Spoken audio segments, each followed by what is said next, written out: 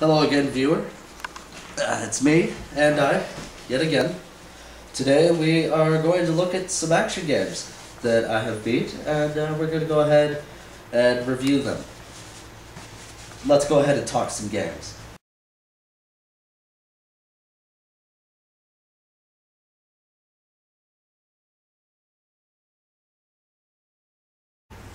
I guess what I should tell you first is what I'm currently playing, which is Infamous. I'll probably give a review on it later, but so far I am loving this game. It's really fresh, it's a brand new title, and I'm absolutely enjoying it. I've been playing it quite often, actually.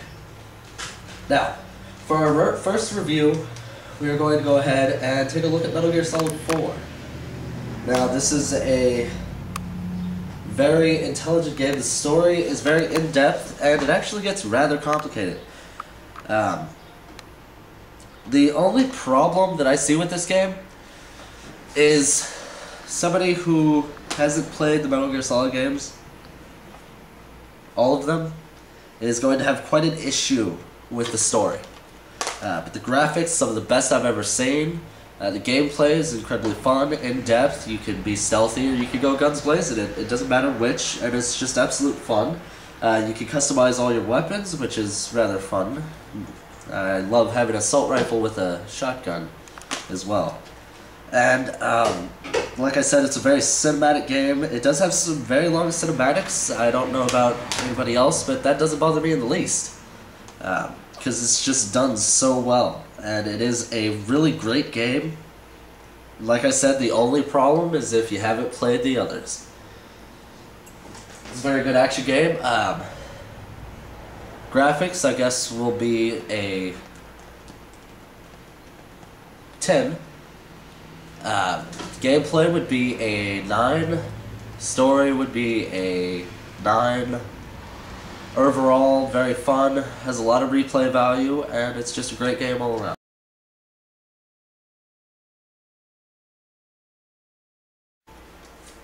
For our next game, we'll go ahead and take a look at Heavenly Sword, another PlayStation exclusive. Now, for it being so early on in the PS3's lifespan, it has great graphics. There are times where the environmental graphics aren't as good, but the graphics do always shine when looking at the character models. I do like the fact that you can switch your style right there in the game by holding L1 or R1. It does start a unique system where if it's an orange hit, you have to be in this stance to block it. If it's a blue hit, you have to be in one stance, and then basically for aerial attacks, you have to be in another stance. I thought it was really creative. It's nice to see a brand new character and a brand new story to play, because these days we really just get a lot of sequels. Unfortunately, this game is one of the shortest I've ever played. It didn't take me hardly any time at all to beat. It was very cinematic, the story was very good. I mean, it almost felt like a movie. And it was nice to see the bad guy played by Andy Serkis, who I've always thought was unique and interesting and brought a real depth to the character he played. He also was the drama director, which is why I think it had that movie feel to it. But like I said, you can beat this in 6 hours. 7 if you don't know what to do sometimes. Now, I just wish it had been a bit longer. If it had had maybe 2 or 3 more hours to the game, it would have been worth to buy at the $59. Graphics-wise, it gets an 8. Gameplay-wise, it gets an 8, mainly because you only have one weapon and that's it. Story-wise, it gets a 9.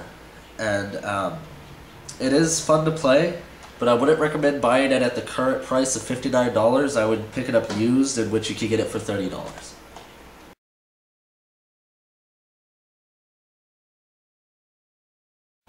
For the next game that we're going to go ahead and review, I'll bring up Golden Axe, Beast Rider, the return of the famous franchise.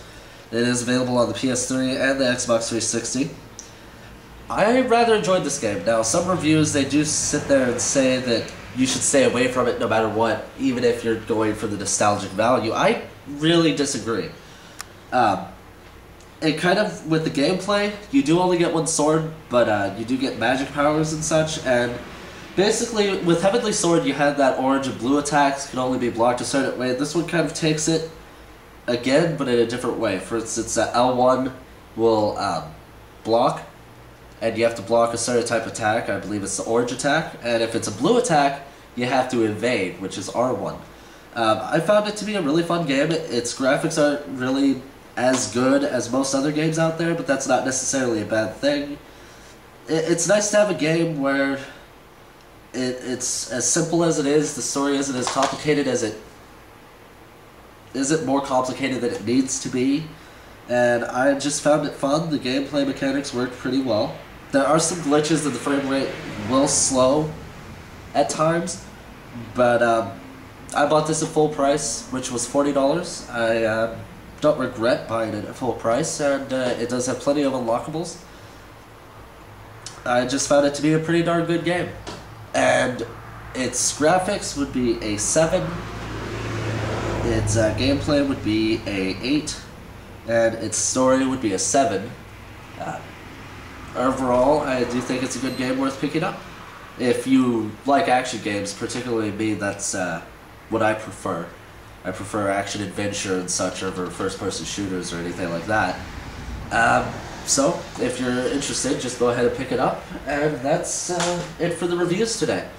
Next time, we'll probably go ahead and take a look at some fighting games and see what reviews we get out of those.